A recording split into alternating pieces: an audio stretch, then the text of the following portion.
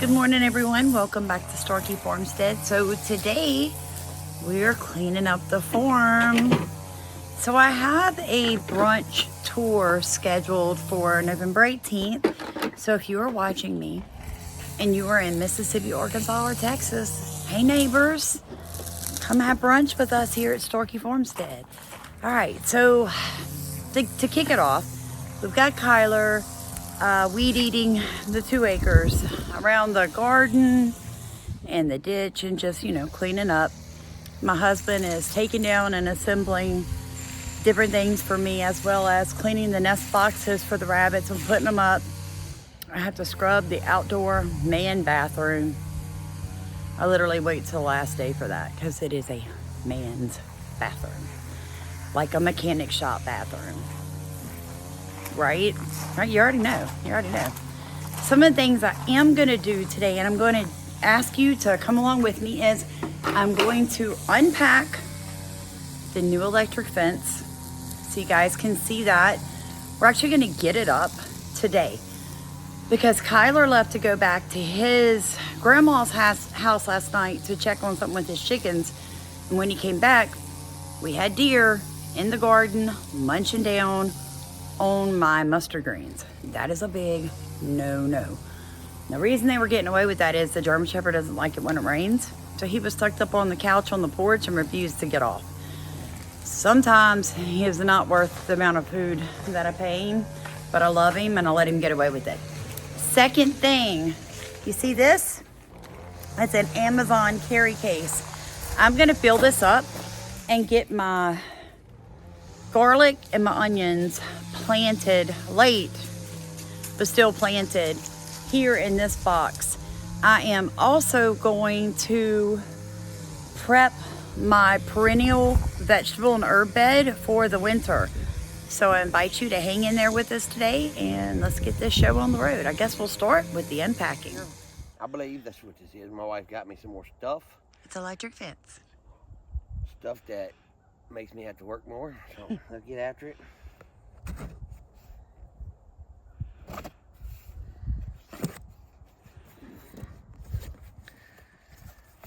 And I think this is all going to be solar panel stuff. Energizer battery. Ooh. Interstate battery. That's kind of cool.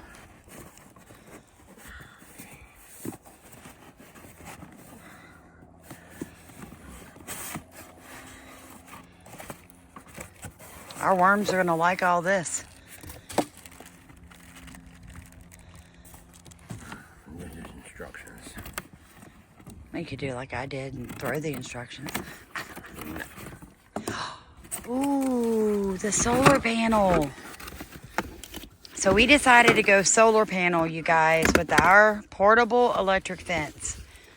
We threw our cover crop seeds out the other day. We have winter oats, winter wheat, winter rye. We have a Louisiana swamp version of ryegrass. We have red clover, crimson, and then I think we just regular white clover. We threw out some more yellow mustard seeds. Some of it is winter, some of it's like a summer, spring. But Louisiana weather's so stinking crazy. I don't think it's gonna hurt anything. And we're gonna run sheep or goats and chickens through this 1/4 acre market garden this year. What's that, baby? It's a ground rod. Okay, so I'm a little dingy when it comes to electricity. So the grounding rod is for what?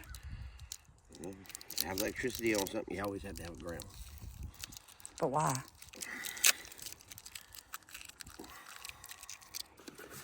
Keep your electricity running into the ground, I guess. That makes sense. Yeah, that hard clay. Okay. Max put out energy saver. First things first. Use only with 110 volt charger.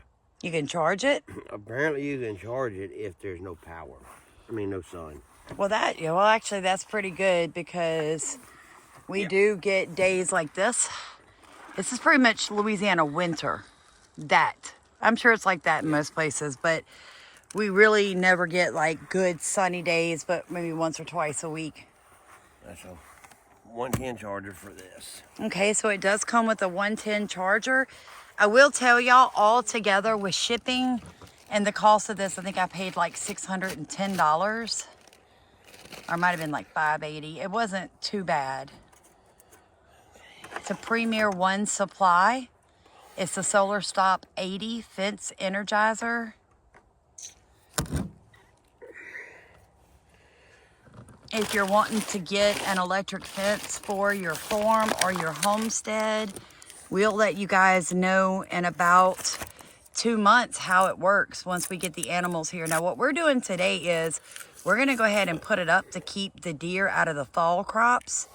We noticed the other day our young gentleman, Kyler, the one that, was helping us today, when he pulled in last night, there were deer out here.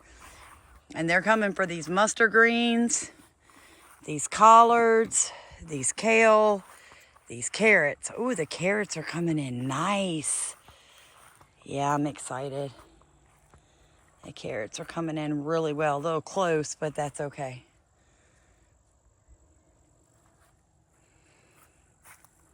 So the fall crops are coming in nice, and the deer are starting to notice.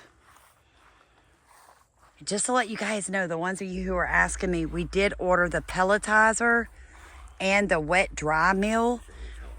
So Stephen was telling me these okra plants right here, I have to take off the leaves and I've got to cut them while he's playing with that solar panel. I want to show you guys this. Look how thick my okra grew this year. Look at them stalks. That's why I had to get a miller. Because I don't want this to go to waste. I can mill that, turn that into a very, very nice feed. So I'll denude it, right? I'll take off these dying leaves. Well, I'm saying I am, but they're pretty dry now. Might leave them. So that and the corn that didn't quite finish, all of this, it's going to be turned into feed.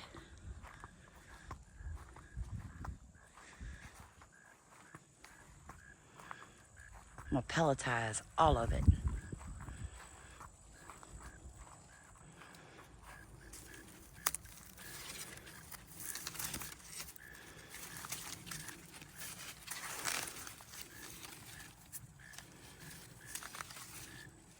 When you're so close yet so far away. But the chickens and actually the rabbits can eat it when it's like this, you guys. It's not going to hurt either one of them.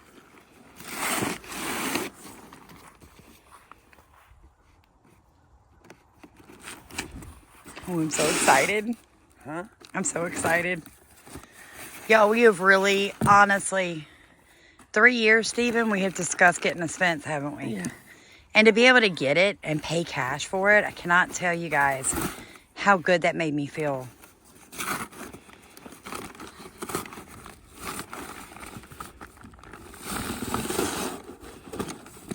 Ooh. Electric fence warning. Oh, yeah. I bought the signs. I got a smile out of him. About 4 of them suckers. Right. Well, because I do tours, you guys, and I have kids here, and I can warn people. I'm telling you, somebody's going to walk up and touch the stinking fence. So I made sure to buy 4 signs, paid $1.99 extra for each sign. So them signs cost me $10, but they might save me $20,000 in a lawsuit if I didn't have it. So got to be prepared. You got to close the loop so Satan can't steal from you. Remember, he only has three plays: steal, kill, destroy.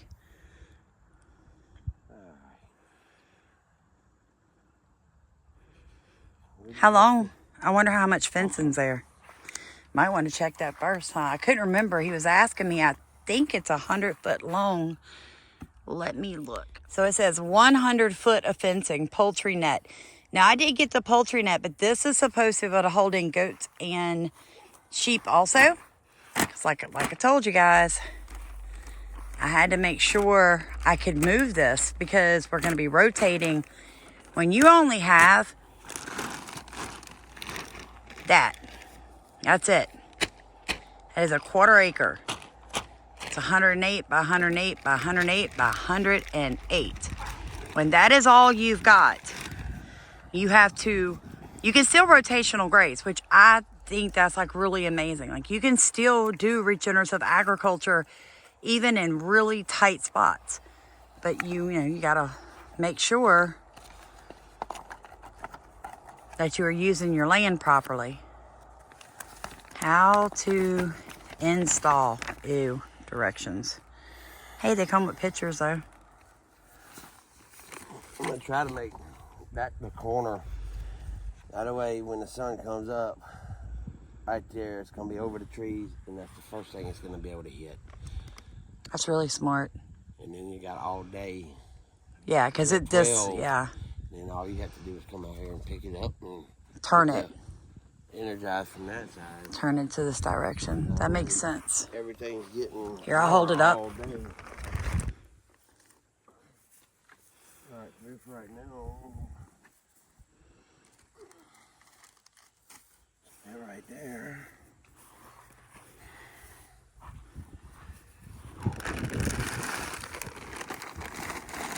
Woohoo! I'm so excited. I feel bad for my dogs because they're not real bright. They'll learn quick. Yeah, they will. They'll learn quick. This is longer than.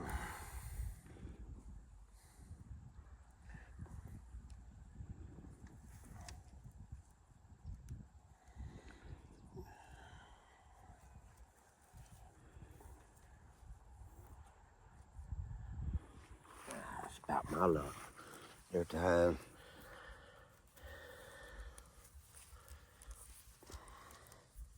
Oh, goodness.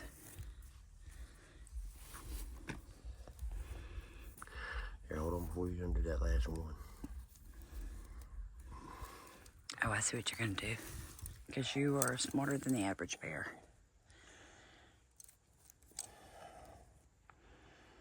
All right. This should be number 1.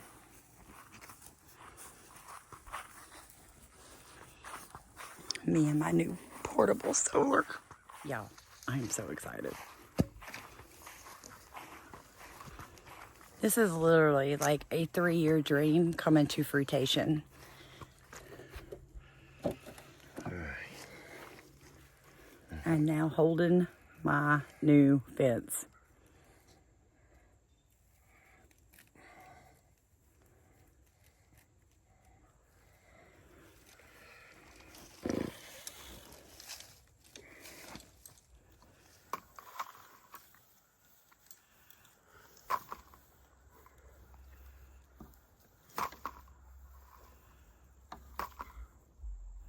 So we are literally putting the farm to bed. We do this, well, we try to do it every fall, you guys.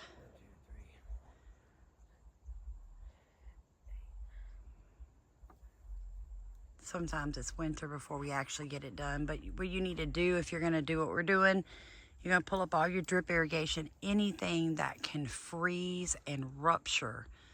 And this drip irrigation has been used 2 full years. We have enough to be able to get rid of this and pull out some fresh. So we are giving this to Kyler to use at his farm, at his house. It's a lot bigger than I thought it would be. Well, but when you put it all, make it a square, it's not gonna be as big as I thought it was gonna be. It might be those few rows right there. Yeah, Should I order another one? Another 100-foot? Here's the big question. Will this solar panel run I don't know. 2 sets of I fencing? don't know. I think it will, and I think that you can add fencing as you need it. This is where I'm going to put it at. Start right here. Okay, because all we needed to do is go around those little 5 rows of food right there for right now. But I'm going to need more space than that for the goats and the sheep. All right, so what'd you say about the fencing?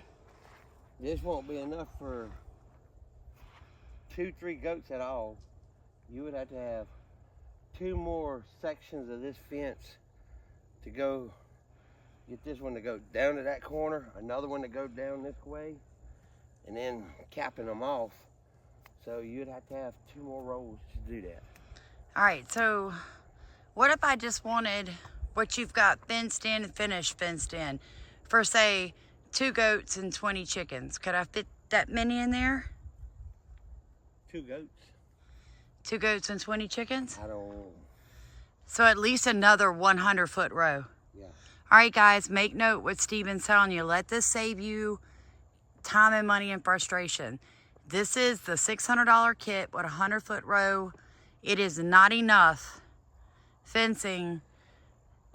That's not, it wouldn't even be big enough for 20 chickens, what this is right here. Well, so for chickens by themselves, yeah. Yeah, but any other animals, you need at least 100 more foot a row. And goats together, the chickens are going to tear it up, the ground up. And the goats are not going to have nothing to eat because the chickens are going to scratch it out of the ground. Pause it real quick. Now it's time to have lunch with my baby under Mother Oak, who is losing her leaves. Thank you, Pumpkin. He brought my cup to me. Say blessing, boo.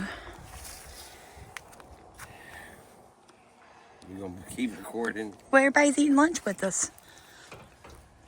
Dear Lord, thank you for this food we're about to receive. Thank you for the chicken that died for this.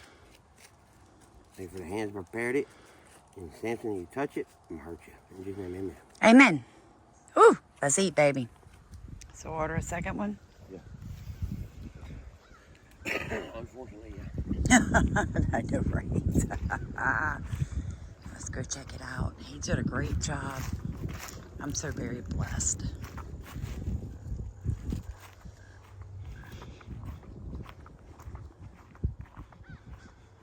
Yep.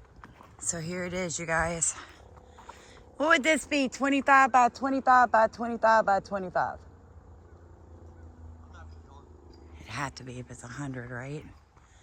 I don't know. But this is how much space you get with the 100-foot electric fence. Not enough space. You could put 20 chickens, but I needed a little bit more. But I still needed the easy to move, right?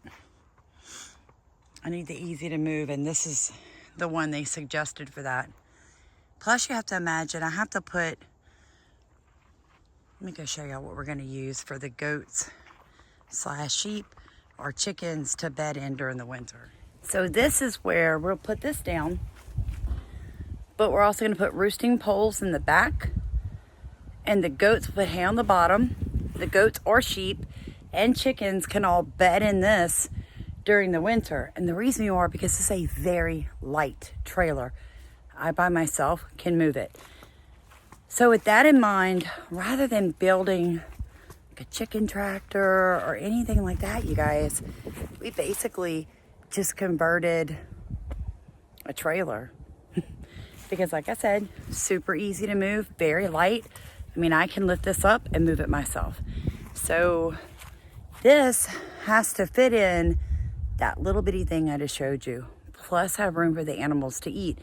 Now my goal is to move that every 7 days, right? So once a week, that fencing wanted to be moved, 7 to 10 days. And I'll keep an eye on how much they're eating. But having said that, when you think about it, not only do we have to move the fencing and the trailer, we have to move the animals. So that's got to be at least twice as big as it is right now. So let me give you guys, that's how big it is. I've got all this space they have to eat down. So I'm not going to overload this area. And I've told y'all before, small livestock, small acreage. But you can bring in other livestock and allow them to help. You know, cut down your cover crops. So I'm going to tell you the truth. Converting the trailer, purchasing this, and it's probably going to cost me, I think, probably $180, $200 to add another 100-foot strand of fencing. That'd be just say $750 plus the plywood to convert the trailer, so $1,000 altogether. That's still $5,600 cheaper than a BCS mower.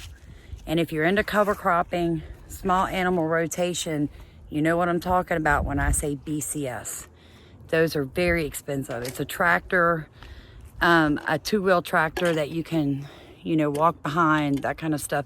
We've talked about getting one, but when it comes down to the cost and what's the point, right? I'll just bore somebody's goat, somebody's sheep, put our chickens out there and rotate everything like that and still do the exact same thing. Plus, if I use a BCS, I'm chopping up all my cover crops to an extent that I would have trouble drying and then milling them. So we're gonna go the way we can afford, and that's without that BCS mower. Came in to do a quick check on the worm bins, and I have never had worms this fat in my life. The only thing that I did different, you guys, this time was I added a little bit more peat moss and a little bit of horse manure. So I'm gonna have to say, worms like horse manure. They like it.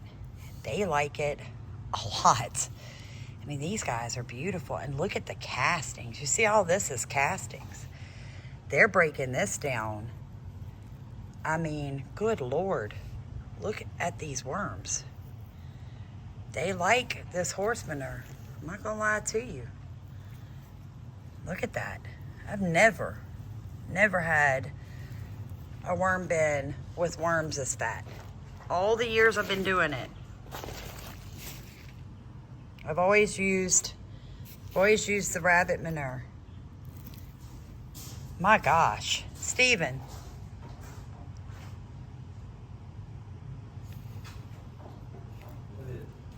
I've never had worms this fat. Come look.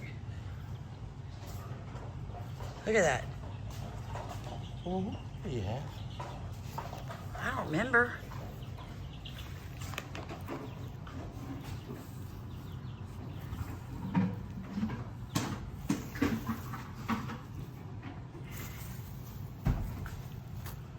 I haven't really made it to this end of the bed yet.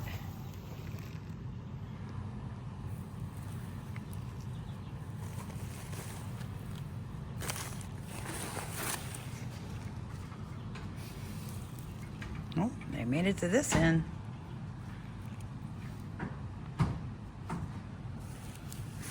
Yeah, I can see where they're starting to break that down.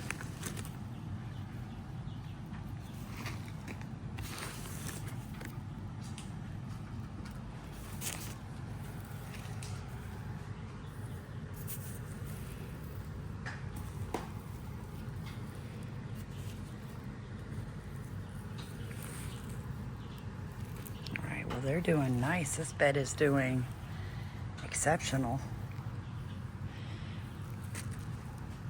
Yeah, it is. Lots of fat, happy worms. I'll take that. Wow.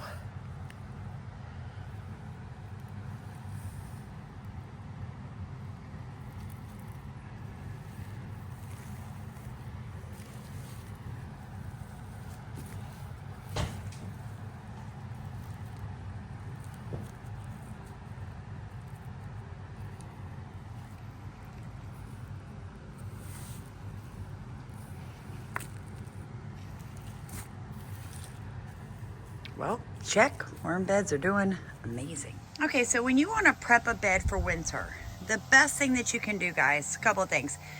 So this is ginger. You can tell that the winter cold that's already coming in is starting to kill it.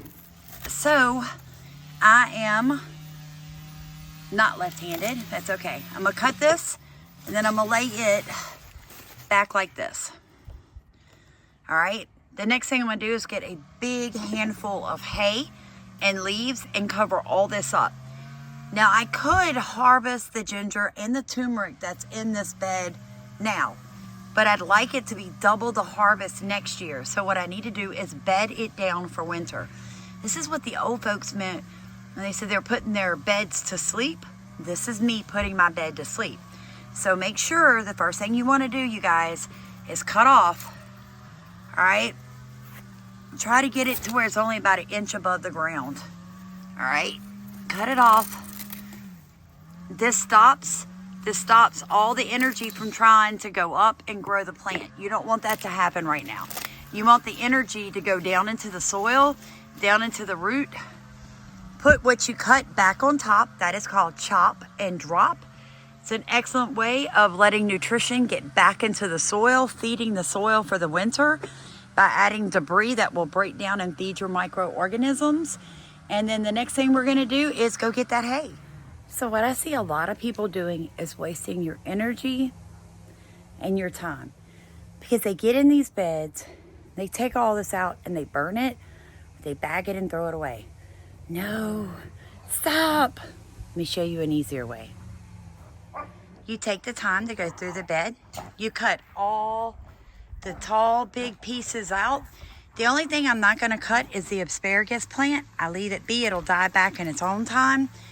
The rest of it, you cut and you lay it back down in the bed. Even this small tree that's been growing all spring that was driving me insane, right there, I cut the pieces and I laid it back in here. So through the winter, all of this is gonna break down to add organic matter back to my soil. And because the soil grew these plants took nutrients out of the soil. The only way to put those nutrients back in, you guys, is chop and drop right where you're at. So let me finish doing what I did down here and adding hay all along this entire bed. All right, you guys, now we're gonna move on to taking apart all the trellises in the garden. So yeah, basically what we're doing is we're putting our farmstead to sleep. All right, and that's what should happen fall and winter. It's a time of rest and a time of building, but it's also a time of taking down. You want to tell them what you got right here, Steve? What's this wooden thingamajig? It's the same thing I had the last time. Homemade fence puller, fence post puller, T-post puller. And apparently last year the ground was a lot better off. It was soft. We must have done it when it was wet.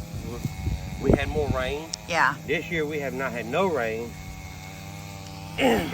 My 230-pound husband cannot get this one T-post to come up out this soil. So this is what I told him, guys.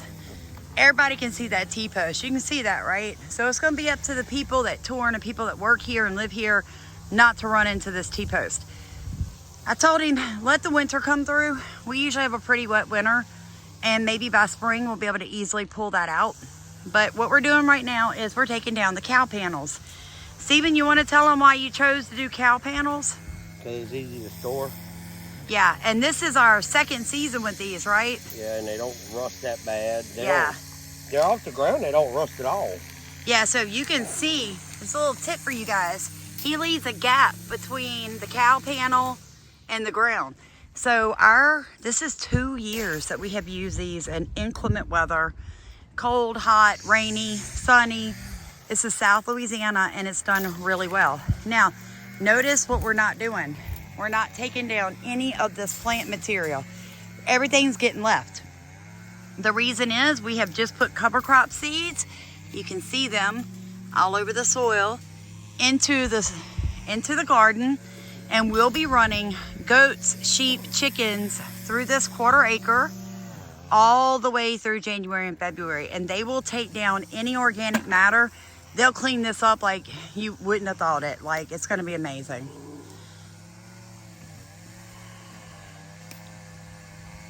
So unlike most people, we do not till in the organic matter that's standing. Like, we're not gonna come out here and knock all this down and till it. We're gonna let the animals eat it, and some of it will be converted into feed. I did want to tell you guys, we ordered our wet and dry meal as well as our pelletizer, and they should be here by like Thursday or Friday of next week. So I'm super, super excited, because that means I can take the dry corn that's over there, you can see in the background, and the okra stalks, and I can mill them into like a powder and then turn that into a feed for my rabbits and my chickens, essentially cutting out my feed costs for the entire flipping winter.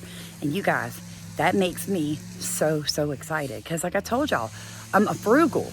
All right, on top of being frugal, I'm always looking for a way to make a profit. And if I'm spending $3,800 a year on small livestock feed, and what I paid for the pelletizer and the mill is less than $800, I'll make that up in 3 months of making my own feed. Then everything I make on eggs, chickens, rabbit meat, and kits I sell will be 100% profit. If you're gonna be in the homesteading, farmsteading game, you better be in it to win it. So excited. Some of the pumpkins that I harvested right before the frost when we came back from Maui are ready to go to the chicken coop. So let's go give the chickens some pumpkin. So in the middle of everything, my husband comes and gets me and says, hey, what time is it? I'm in the chicken coop. Look how red I am. I'm flipping compost. I've been dumping in there, and I'm like 10:30. He's like, you gotta stop. I'm like, why do I have to stop? This is why I love him. He said, because we told Xavier, we call him Zay, we'd make his football game today in Greensburg. Okay. So I took off the poop smelling gloves. I washed them, but I probably should put vinegar because it don't smell good. Anyway, we changed our shirts. I put on clean shoes, still sweaty. We brushed our teeth, threw some deodorant on, and Greensburg, here we come.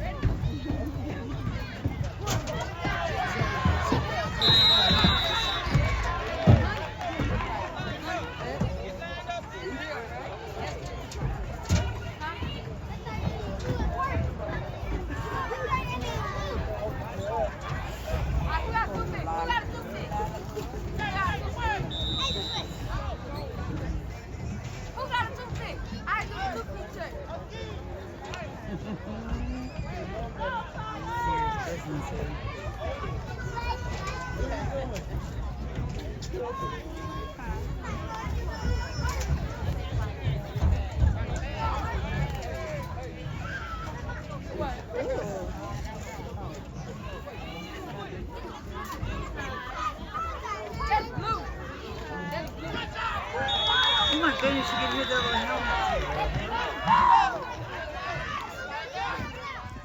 I always tell y'all, all my dogs have specific jobs on the farm.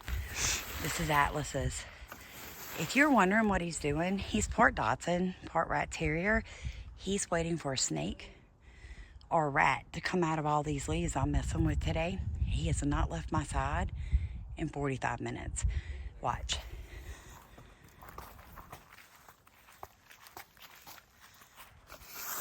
As soon as I move and start in a new spot, look what he does.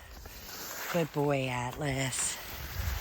Good boy, Atlas. So literally, y'all, I don't care. This little dog does nothing for all of his life but watch me rake leaves, because I am telling y'all, I cannot tell you enough how many times this little dog has saved me from a rat, a mouse, a vole, or a snake when I have been in these leaves. Because look around me. Nothing but pine woods in southeast Louisiana. So you can imagine the amount of snakes and stuff that I come across. And this little dog by himself will single-handedly defend me against Godzilla if he's got to.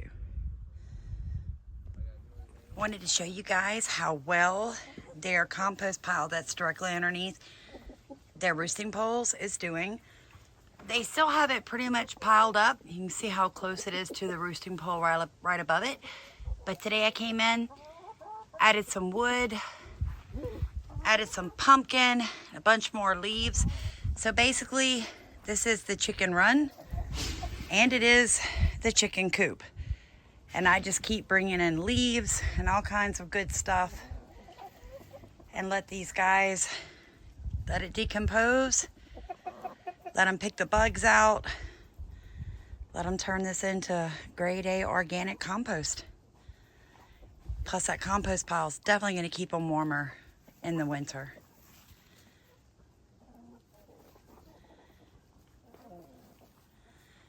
And like you can see, nobody's really messing with each other because there's so much for them to explore. Logs for them to stand on, rotten logs for them to dig out termites and beetles, leaves and pine straw, and compost. This is how you do it, guys. How you keep a healthy flock. I've had the same chickens in the same pen for 3 years now. I've never had one chicken die of disease.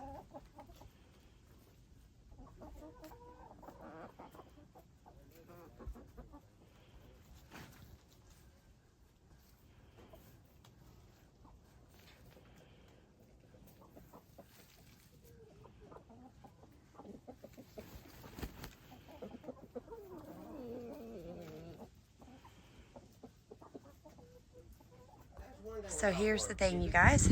This bed is finally to sleep, except where the asparagus is still growing. I did not cover that up. It's still nice and green, so I'm gonna leave it be. But as you can see, the rest of this bed is put to sleep. It'll stay like this until spring, where most of these leaves and pine straw and everything has broken down. Now I'm gonna get this question. Sam, isn't pine straw acidic? Yes, it is.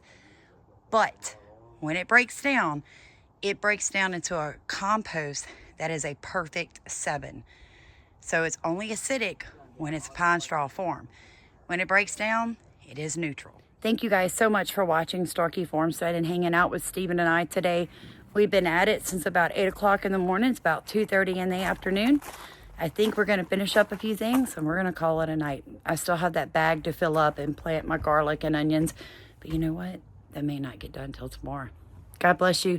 Please like, comment, and subscribe, and share our video to anybody you know that's talking about redoing regenerative or no-till or cover crops, so they can get an idea, about the fencing and some ideas on how to take their cover crops down.